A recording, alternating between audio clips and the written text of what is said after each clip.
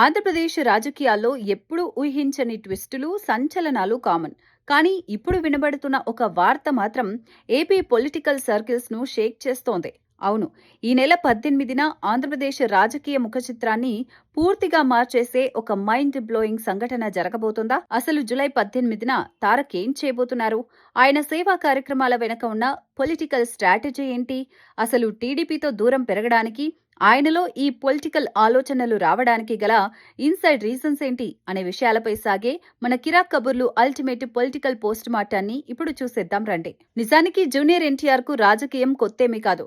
2009 ఎన్నికల్లోనే ఆయన తెలుగుదేశం పార్టీ తరపున సుడిగాలి పర్యటనలు చేశారు.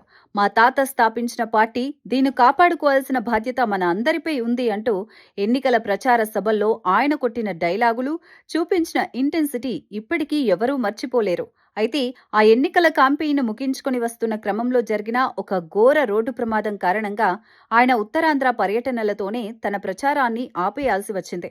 ఆ యాక్సిడెంట్ తర్వాత జూనియర్ ఎన్టీఆర్ రాజకీయాలకు పూర్తిగా దూరంగా ఉంటూ కేవలం సినిమాలకే పరిమితమై బ్యాక్ టు బ్యాక్ ఇండస్ట్రీ హిట్లతో దూసుకుపోతున్నారు. కానీ ఆ తర్వాత నారా లోకేష్ టీడీపీలో యాక్టివ్ అవ్వడం, లోకేష్ కు జూనియర్ ఎన్టీఆర్ కు మధ్య విభేదాలు ఉన్నాయంటూ మీడియాలో పెద్ద ఎత్తున ప్రచారం జరగడం చూశాం. ఇది ఎంతవరకు నిజమనేది పక్కన పెడితే, ఆ తర్వాత జరిగిన 3 ఎన్నికల్లోనూ జూనియర్ ఎన్టీఆర్ ఎక్కడా టీడీపీ తరపున ప్రచారంలో కనబడలేదు. ఆయన మాట వినబడలేదు. ఆల్మోస్ట్ పార్టీకి దూరంగా ఉంటున్నట్టుగానే బిహేవ్ చేస్తూ వచ్చారు. గత వైసీపీ ప్రభుత్వ హయాంలో టీడీపీ అధినేత చంద్రబాబు సతీమణిని ఉద్దేశించి కొందరు వైసీపీ నేతలు అనుచిత వ్యాఖ్యలు చేసినప్పుడు నందమూరి కుటుంబం మొత్తం మీడియా ముందుకు వచ్చి ప్రెస్ కాన్ఫరెన్స్లు పెట్టి ఖండించింది. ఆ సమయంలో జూనియర్ ఎన్టీఆర్ నేరుగా రాకుండా కేవలం ఒక వీడియో బయట రిలీజ్ చేయడం, అది కూడా టీడీపీ శ్రేణులు కోరుకున్నంత తీవ్రంగా కాకుండా చాలా న్యూట్రల్ గా ఉండటంతో టీడీపీ అభిమానులు ఆయనకు వ్యతిరేకంగా సోషల్ మీడియాలో పోస్టులు పెట్టడం కూడా చూశాం. టీడీపీతో గ్యాప్ పెరిగిన మాట వాస్తవమే అయినా junior NTR Bharatiya Janata party అగ్రనేతలతో regular గా టచ్ లో ఉన్నారనే ప్రచారం చాలా కాలంగా నడుస్తోంది. దానికి తగ్గట్టే కేంద్ర హోంమంత్రి అమిత్ షా హైదరాబాద్ వచ్చినప్పుడు ప్రత్యేకంగా జూనియర్ ఎన్టీఆర్ తో సమావేశం అవ్వడం, ఇప్పటికీ వారి మధ్య చర్చలు జరుగుతూ ఉండటం ఈ ప్రచారానికి బలాన్ని చేకూరుస్తోంది. ఇక ఇటీవల కాలంలో తమిళనాడు రాజకీయాల్లో నటుడు విజయ్ సాధించిన అద్భుతమైన విజయం సౌత్ ఇండియాలోని చాలా మంది స్టార్ హీరోలకు ఒక కొత్త నమ్మకాన్నిచ్చింది. సరైన ప్లానింగ్ తో వస్తే పొలిటికల్ సక్సెస్ కావచ్చు అనే ధీమాని కలిగించింది.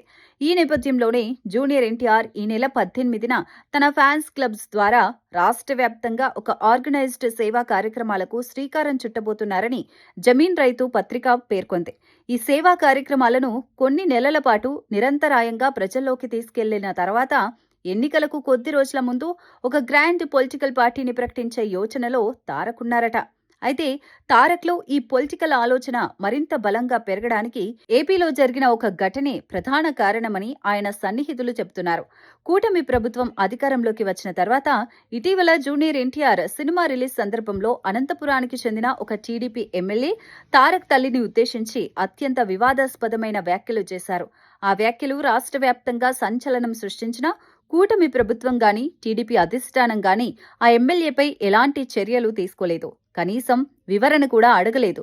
సొంత పార్టీ నాయకుల ఇళ్లలోని మహిళల గురించి మాట్లాడితే స్పందించే పార్టీ నా తల్లికి ఇంత పెద్ద అవమానం జరిగితే ఎందుకు మౌనంగా ఉంది అనే ప్రశ్న తారక్లో తీవ్ర ఆలోచనను, ఆగ్రహాన్ని తెప్పించిందట.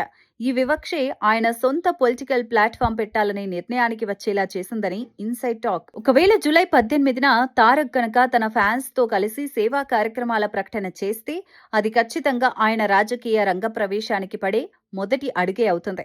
మరి ప్రస్తుతం ఏపీలో ఉన్న పొలిటికల్ వాతావరణంలో జూనియర్ ఎన్టీఆర్ లాంటి ఒక పవర్ఫుల్ లీడర్ కు స్పేస్ ఉందా?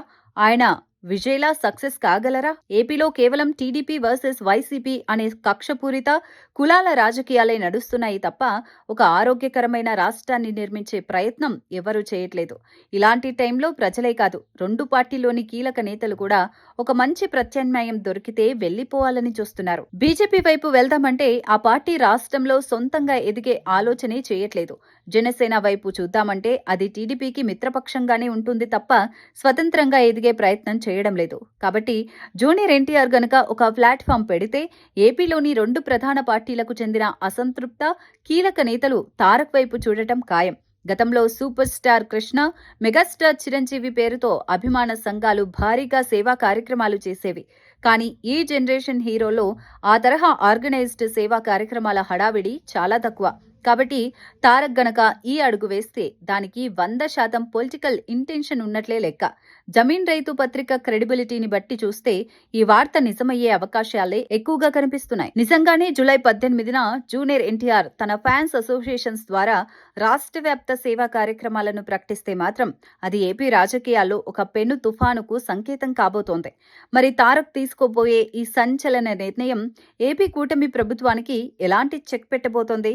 బాక్సాఫీస్ టైగర్ పొలిటికల్ టైగర్ లా ఎలా మారబోతున్నాడో చూడాలి. మరి చూసారుగా, జూలై 18న జూనియర్ ఎన్టీఆర్ రాజకీయ రంగ ప్రవేశంపై వస్తున్న ఆ సంచలన కథనం ముచ్చట్లను. మరి రాజకీయాల్లోకి తారక్ ఎంట్రీ ఇవ్వడం కరెక్టేనా? ఆయన థర్డ్ ఆల్టర్నేటివ్ గా సక్సెస్ కాగలరా? మీ అభిప్రాయాన్ని కింద కమెంట్ల రూపంలో తప్పకుండా షేర్ చేయండి. మరికొన్ని ఇలాంటి మైండ్ బ్లోయింగ్, నిక్కచ్చిగా నికార్సైన political analysis and inside reports కోసం ఇప్పుడే మా కిరా కబుర్లు ఛానల్ని లైక్ చేయండి, షేర్ చేయండి, సబ్స్క్రైబ్ చేసుకోండి. Thank you.